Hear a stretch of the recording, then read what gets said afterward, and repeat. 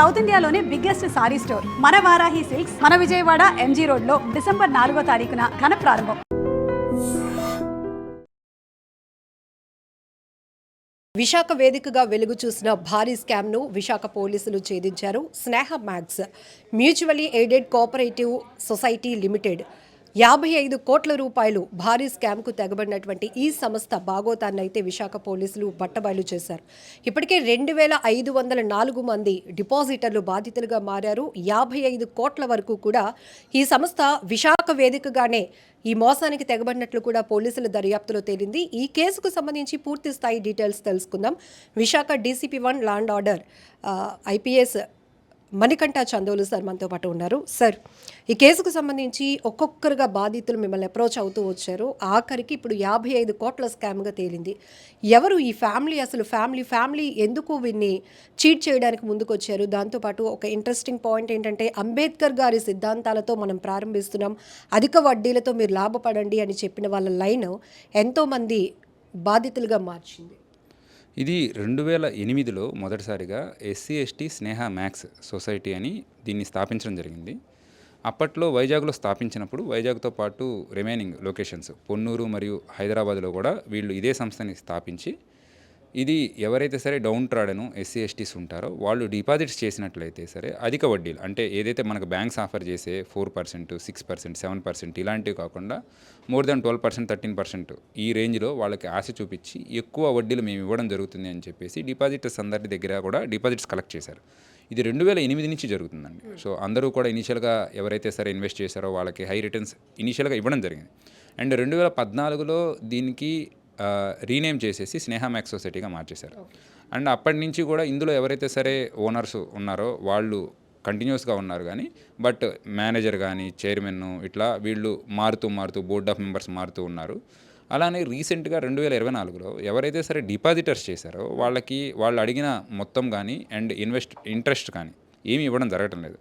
వీళ్ళంతా కూడా కంప్లైంట్ చేయడం వలన కోఆపరేటివ్ డిపార్ట్మెంట్ నుంచి కూడా దీనిలో ఎంక్వైరీ చేయమని చెప్పేసి ఆర్డర్ ఇవ్వడం జరిగింది. సో వాళ్ళు సెక్షన్ 29 ఏపీ మ్యాక్స్ యాక్ట్ ప్రకారం వచ్చి లోపల మనకి ఇన్వెస్ట్ చేసిన డిపాజిటర్స్ సొమ్ము అంతా ఎక్కడికి పోయింది, అలానే ఎవరెవరు ఇన్వెస్ట్ చేశారు, ఏమైనా సరే బైలాస్ వైలేట్ చేశారా లేదా, వీటన్నిటి గురించి డీటెయిల్డ్గా ఎంక్వైరీస్ చేసి రీసెంట్గా నవంబర్లోనే మనకి కంప్లీట్ రిపోర్ట్ ఇవ్వడం జరిగింది. అప్పుడే మనకి ఇది 55 కోట్లకు సంబంధించిన స్కామ్ అని తెలిసింది. అప్పటి వరకు మన దగ్గరికి ఒక 6 రావడం, 1 crore, 2 crores up to 6 crores కూడా మనం 4 FIRs ఇప్పటిదాకా కట్టడం జరిగింది. సో ఒకసారి మనకి ఈ రిపోర్ట్ ఇచ్చిన తర్వాత ఏదైతే సరే ఫైనల్ రిపోర్ట్ వచ్చిందో కోఆపరేటివ్ డిపార్ట్మెంట్ నుంచి, అప్పుడు తెలిసింది ఇది చాలా పెద్ద స్కామ్ అని చెప్పేసి. అండ్ అందులో ఎవరైతే సరే బాధితులు ఉన్నారో వాళ్ళంతా కూడా మనల్ని అప్రోచ్ అయ్యి వాళ్ళు కూడా ఇండిపెండెంట్గా మొత్తం డీటెయిల్స్ తీసుకొని మనకి ఫుల్ ప్రూఫ్స్ అన్నీ ఇవ్వడం జరిగింది. రిటైర్మెంట్ అయిన వాళ్ళంతా కూడా వాళ్ళకు వచ్చిన డబ్బు మొత్తం కూడా దీనిలో ఇన్వెస్ట్ చేశారు, ఎక్కువ వడ్డీ వస్తుందనే. కానీ వాళ్ళకి ఎవరికి రాకపోయేలోపు ఫైనల్గా పోలీసుని అప్రోచ్ అవ్వడం, అలానే ఈ రిపోర్ట్ రావడం, వీటన్నిటితో ఇది ఒక భారీ స్కామ్ అని చెప్పేసి మనకు తెలియడం జరిగింది. సార్, ఇప్పుడు ఈ రిటైర్డ్ ఐఆర్ఎస్ ఆయన మోటో ఏంటి సార్? ఫ్యామిలీ ఇంతమందిని బాధితులుగా మార్చడానికి అసలు ఆయన ఏం చేద్దాం అనుకున్నాడు యాక్చువల్లీ? సో ఈ ఉద్దేశం మరి ఎప్పుడు స్టార్ట్ అయింది అనేది మనకి క్లారిటీగా లేదు. 2008 నుంచి ఆల్మోస్ట్ 2023 వరకు కూడా కరెక్ట్గానే రన్ అయిందని మనకి ఎవరైతే డిపాజిట్స్ చెప్పారో వాళ్ళంతా బాగానే చెప్తున్నారు. కానీ పోను డిపాజిటర్స్ ఎక్కువైపోయారు, అండ్లో డిపాజిట్స్ ఎక్కువైపోయినాయి. అండ్ జరిగిన ట్రాన్సాక్షన్స్ అన్నీ ఏవైతే బినామీ ప్రాపర్టీస్ కొన్నారో అవన్నీ కూడా చాలా రీసెంట్గా జరిగినాయి. సో కంప్లీట్ వైలేషన్స్ ఒకసారి స్టార్ట్ చేసిన తర్వాత ఫుల్ స్కేల్లో, అంటే ఈ స్నేహ మ్యాక్స్ వైజాగ్లో కొన్న ప్రాపర్టీస్ ఏవైతే ఉన్నాయో దాంతో ప్రాపర్టీస్ కొనడము, చుట్టుపక్కల ల్యాండ్స్ కొనడము, ప్లాట్స్ కొనడము, అలానే ఇందులో ఉన్న సంస్థ డబ్బులు అందులో ఉన్న మెంబర్స్కి, సపోజ్ ఆయన ఎవరైతే భాగ్యరావు ఉన్నారో ఆయన సన్స్కి డైవర్ట్ చేయడం జరిగింది, వాళ్ళకి ట్రాన్సాక్షన్స్ చేయడం జరిగింది. అలానే పొన్నూరు మరియు హైదరాబాద్ ఆర్గనైజేషన్స్ ఉన్నాయి, వాటికి కూడా ట్రాన్సాక్షన్స్ కొన్ని క్రోర్స్ వేరే సంస్థకి, దీనికి అనుబంధ సంస్థలు ఏమి కావు, అవి ఇండిపెండెంట్ ఆర్గనైజేషన్, అవి ఇండిపెండెంట్గా రిజిస్ట్రేషన్ చేయడం జరిగింది. కానీ దానికి కూడా ఇక్కడి నుంచి ట్రాన్స్ఫర్ చేయడం జరిగింది. సో కంప్లీట్గా అంటే ఒకసారి స్టార్ట్ అయిన తర్వాత ఫుల్ స్కేల్లో వాళ్ళు చేస్తున్నారని చాలా క్లియర్గా తెలుస్తుంది. సో అప్పుడు ఇంకా బాగా నమ్మకం ఏర్పడింది, అన్ని కోట్లు కనిపిస్తున్నాయి. మరి వాళ్ళు ఇంక ఇమీడియట్గా మొత్తం అంతా డైవర్ట్ చేసేసేసి అంతా సంస్థ ఆపేసేసి మొత్తం పారిపోవడం జరిగింది. ఇనీషియల్గా పట్టుకోవడానికి మనము వీళ్ళందరికీ అన్ని రకాల ప్రయత్నాలు చేశాము, ఫారిన్ వెళ్ళే అవకాశాలు ఉన్నాయి, లుకౌట్ సర్క్యులర్స్ ఇష్యూ చేశాము. అండ్ ఎవరైతే సరే అనుబంధ సంస్థలు ఉన్నాయో దాని ఓనర్స్ని వాళ్ళందరినీ కూడా పట్టుకుంటే ఇవన్నీ షెల్ కంపెనీస్ అని క్లియర్గా తెలిసింది.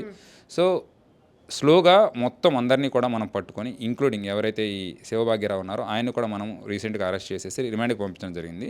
అండ్ వాళ్ళందరినీ ఎంక్వైరీ చేసిన తర్వాత ఇప్పుడు మళ్ళీ మరొకసారి వాళ్ళందరినీ కూడా పోలీస్ కస్టడీలోకి తీసుకుంటాము.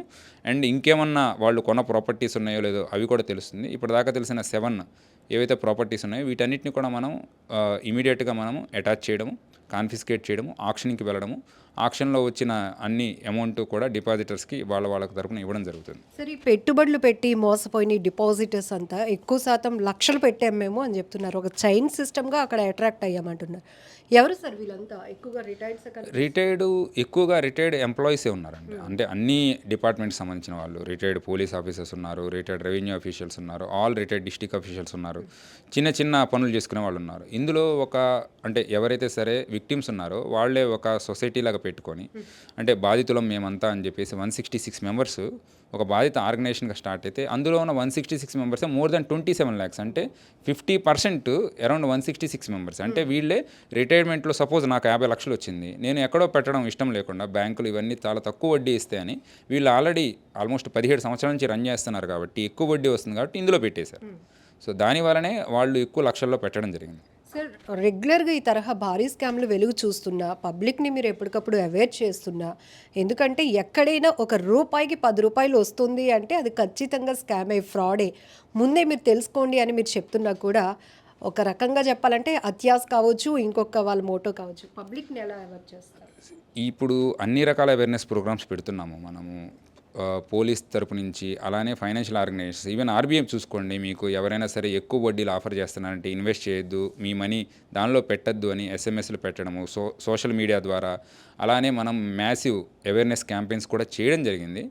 బట్ ఈ సంస్థలు కొంతమంది 1 yearలోనే టర్న్ చేసేస్తారు, అప్పుడు చాలా తక్కువ మంది ఉంటారు. కానీ ఇట్లాంటి సంస్థలు 17-18 సంవత్సరాలు, ఎక్కువ మంది ఏమనుకుంటారంటే ఒకళ్ళని చూసి, అంటే ఆల్రెడీ పెట్టుబడి పెట్టిన వ్యక్తిని చూసి, ఓకే ఇతను సొసైటీలో చాలా పెద్ద వ్యక్తి, ఇతనే పెట్టాడు, సో ఇతను పెడితే మోసపోనప్పుడు మనం ఎందుకు పెట్టకూడదు అనే ఒక నమ్మకం క్రియేట్ అవుతుంది. సో కొన్ని సంస్థలు బాగా నమ్మకం క్రియేట్ చేస్తాయి.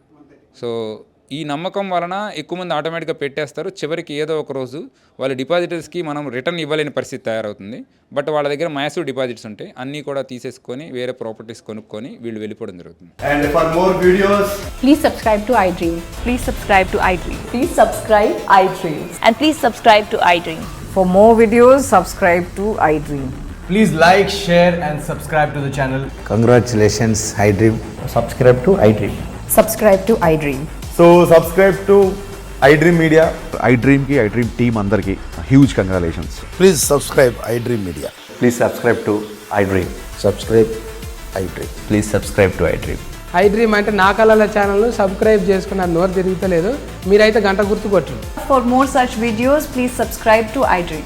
Subscribe to iDream. Please subscribe to iDream. Please subscribe iDream Media. Please do subscribe to iDream. Please subscribe to iDream Media. For best entertainment and information, please subscribe iDream. And don't forget to subscribe to iDream.